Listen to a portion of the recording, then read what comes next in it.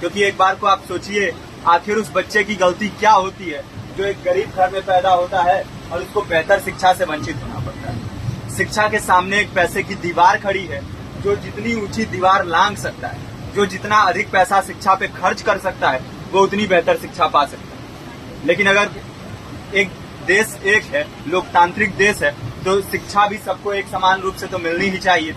आज परिस्थिति ये है कि एक तरफ तो प्राइवेट स्कूल हैं जो लूट के अड्डे बने हुए हैं, वहां पे आप एडमिशन कराने जाएंगे तो सिर्फ एडमिशन के नाम पे ही आपको 10,000 20,000 रुपए देना होगा।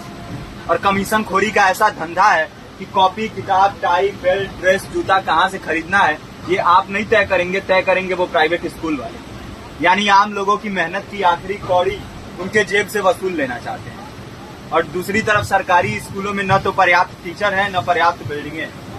2019 का ही ये पुराना आंकड़ा है कि हर 100 में से 52 स्कूलों में या तो एक टीचर है या 2 टीचर हैं। और उन्हीं टीचरों के ऊपर जिम्मेदारी थोप दी जाती है कि जनगणना करो, मतगणना करो, पशु गणना करो, तमाम काम करवाए जाते हैं। और 19 के बाद से तब से कितने टीचर रिटायर हुए होंगे और 18 के बाद से कोई टीचर की वैकेंसी भी नहीं है। आप खुद भी सोच सकते हैं ये परिस्थिति और कितनी बिगड़ी हो। इसीलिए हम लोग ये मांग उठा रहे हैं, चाहे कोई राष्ट्रपति का बच्चा हो या किसी मजदूर का, सबको शिक्षा एक समान मिलनी चाहिए और निःशुल्क रूप से मिलनी चाहिए। प्रेमचंद ने अपने दौर में भी कहा था कि एक सभ्य समाज में ऊंची से ऊंची तालीम मुफ्त होनी चाहिए और इसका पूरा खर्च गवर्नमेंट को उठाना चाहिए, क्योंकि हमारे देश को फौज से ज्यादा आवश्यकता तालीम की है। और शिक्षा से जुड़ता हुआ ही दूसरा मुद्दा हम लोग उठा रहे हैं। दूसरा मुद्दा है रोजगार का।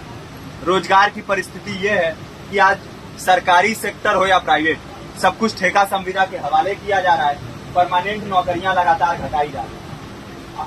इसी रेलवे में 1995 के आसपास लगभग 18.5 लाख कर्मचारी काम करते थे, लेकिन आज उनकी संख्या 12 लाख है। आप खुद भी सोच सकते हैं कितने बड़े पैमाने पे परमानेंट पदों को घटाया जा रहा है। और आज आलम ये है, एक तरफ लाखों पद खाली पड़े हैं, फिर भी कोई वैकेंसी नहीं निकलती। जो वैकेंसियां निकलती हैं उनमें भ्रष्टाचार होता है, पेपर लीक हो जाते हैं।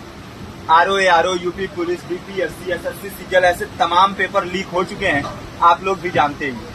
अभी नीट की धांधली में ये पता चला कि एक एक पेपर 30 लाख से 50-50 लाख रुपए में बेचा गया।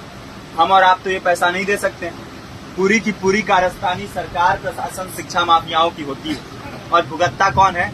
आम घरों के लोग, जो लोग सालों साल तैयारी करते हैं, दिन भर में 10-10 घंटे, 12-12 घंटे पढ़ते हैं। और इतनी कड़ी मेहनत के बाद, सालों साल की मेहनत के बाद उनके हाथ लगती है तो सिर्फ हताशा, निराशा, अवसाद।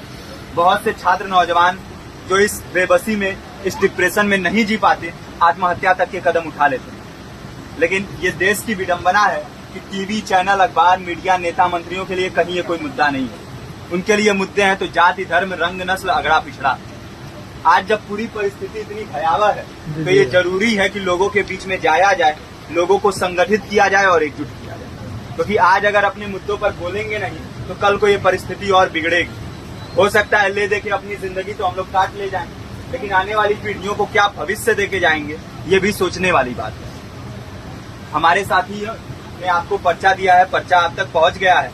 पर्चे में और भी बातें हैं, इसको पूरा विस्तार से पढ़िए। पर्चे में हमारा नंबर है, संपर्क कीजिए। फेसबुक का, इंस्टाग्राम का लिंक है, आप वहां पे जाएंगे तो आपको पता भी चलते रहेगा कि लगातार किन किन माध्यमों से हम इस अभियान को चला रहे हैं। नुक्कड़ नाटक, संगीत, शिक्षा सहायता मंडल, लाइब्रेरी, तमाम माध्यमों से इस अभियान को चला रहे हैं और कोशिश कर रहे हैं कि बड़े से बड़े पैमाने पर हर जगह पे लोगों को संगठित किया जाए और एकजुट किया जाए। आपके बीच भी आए हैं आपका साथ और सहयोग में। साथ इस रूप में कि आप भी हमारे इस कारवां और इस मुहिम से जुड़िए।